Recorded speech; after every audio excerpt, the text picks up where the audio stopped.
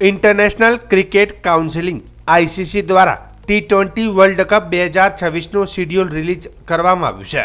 આ ટુર્નામેન્ટ ભારત અને શ્રીલંકામાં 7 શહેરોના 8 વેન્યુ પર રમાશે અને 7 ફેબ્રુઆરીથી શરૂ થનાર આ મેચ 8 માર્ચ સુધી યોજાશે, જેમાં કુલ 55 મેચ યોજાશે।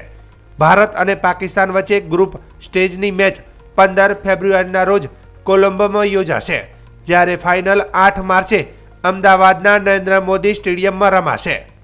જો પાકિસ્તાન ફાઇનલમાં પહોંચ્યું તો ટાઇટલ મેચ કોલંબોમાં યોજાશે। ભારતના વર્લ્ડ કપ વિજેતા કેપ્ટન રોહિત શર્માને આ ટુર્નામેન્ટના બ્રાન્ડ એમ્બેસેડર બનાવવામાં આવ્યો છે। ભૂતપૂર્વ ભારતીય કેપ્ટન રોહિત શર્માને T20 વર્લ્ડ કપ 2026 માટે બ્રાન્ડ એમ્બેસેડર તરીકે નિયુક્ત કરવામાં આવ્યો છે। મંગળવારે સાંજે મુંબઈમાં એક કાર્યક્રમ દરમિયાન આઈસીસી ચેરમેન જય શાહ દ્વારા જાહેરાત કરવામાં આવી હતી। આ જાહેરાત આઈસીસી T20 વર્લ્ડ કપ 2026ના સમયપત્રકની જાહેરાત દરમિયાન કરવામાં આવી હતી। બ્રાન્ડ એમ્બેસેડર બન્યા પછી રોહિત શર્માએ કહ્યું કે હું તમામ ખેલાડીઓનો શુભકામનાઓ પાઠવું છું। આ ટુર્નામેન્ટ શાનદાર રહેવાની છે અને હું આ તક માટે આભારી છું।